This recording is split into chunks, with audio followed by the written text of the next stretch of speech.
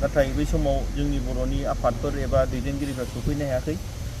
जोंहा दिनै बर' माहारियारि फरायसा आफादा सफैनानै गावखौ दि रिमाइन्ड खालामदों, गावखौ रिकुवेस्ट खालामदों, बेखौ जोबोद गोजोननाय मोनदों। आरो इन्ट्र' भिडिअ'आव नोंथांमोना जायखौ नुदों बेयो जाहैबाय बनसु मानाव गेदेर बनजित मन्जिल बसुमतारी दैदेननाय।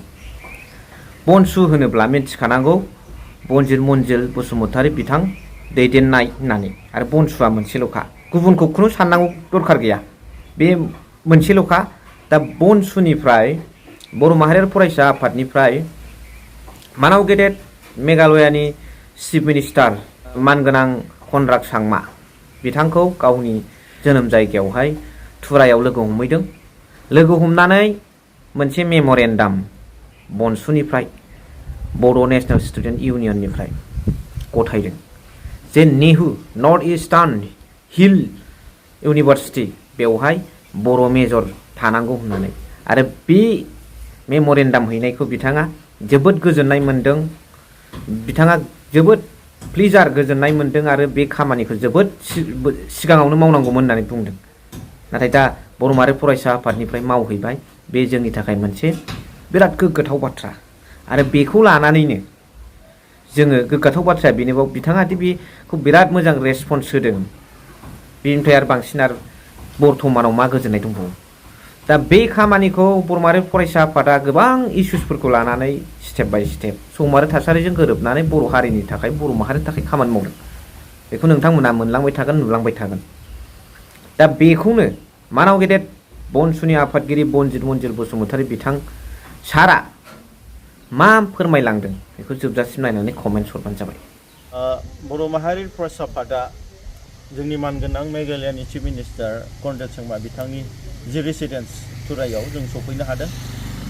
आरो बिनि गेजेरजों जों गांसे मेम'रेन्डाम गथायदों जे बिथांखौ जोङो रिकुवेस्ट खालामदों, जिहेतु जोंहा बर' रावा 8 सिड्युलाव हाबबाय आरो बे रावखौ 2003नि जितु बड' एकर्ड बिटिसि सुक्ति जोंनि मानगोनां बिएलटिनि दैदेनगिरि आरो भारत सरकार आसाम सरकारजों जानानै जितु बे बर' रावखौ जों मोननो हाबाय। आरो जोङो 8 सिड्युलाव मोननाय लोगो लोगो सारा आसामावनो जोंहा दिनै बर' रावा इउनिभार्सिटिसिम मोनसे डिपार्टमेन्ट हिसाबै जों थिसनजानायखौ मोननो हादों।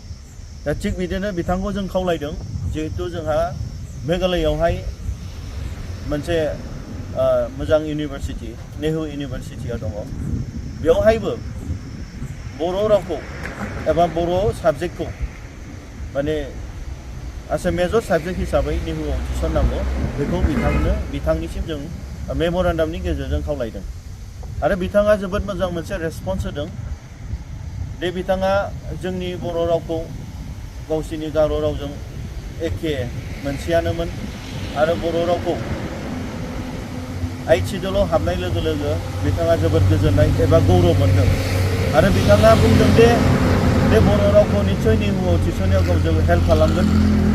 आरो बिथाङा लुबैदोंमोन दि जोंनि बर'नि आफादनि दैदेनगिरिफोरखौ बै समावनो फैनानै बिथांखौ बेनि खामानिखौ मावजानायखौ लुबैदोंमोन। नाथाय बै समाव जोंनि बर'नि आफादफोर एबा दैदेनगिरिफ्रा सफैनो हायाखै।